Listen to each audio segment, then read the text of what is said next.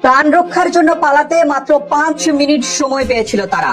আধুনিক অস্ত্রে সজ্জিত প্রধানমন্ত্রীর নিরাপত্তা দায়িত্বে থাকা স্পেশাল সিকিউরিটি ফোর্স এসএসএফ সর্বাধুনিক অস্ত্রে সজ্জিত এই বাহিনীর নিশ্চিদ্র নিরাপত্তা বলয়ে থাকেন রাষ্ট্রপতি, প্রধানমন্ত্রীর মতো ভিভিআইপিরা।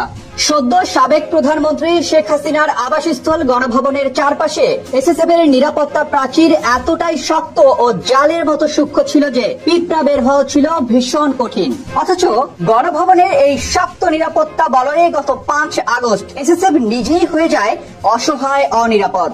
পদত্যাগী প্রধানমন্ত্রী যখন এদিন দুপুরে পালিয়ে যাচ্ছিলেন ভারতে, হাজারো মানুষের স্রোত তখন ছুটে আসছিল গণভবনের দিকে। তখনও সেখানে অ্যাসল্ট রাইফেল, স্নাইপার রাইফেল, ফ্ল্যাশব্যাং গ্রেনেডের মতো অত্যাধুনিক অস্ত্রে সজ্জিত ছিল এসএসএফ। কিন্তু ফুটন্ত আগ্নেয়গিরির মতো প্রতিবাদী জনতার সামনে এসএসএফ এর অস্ত্র বারুদও হয়ে যায় বরফ গলা পানি।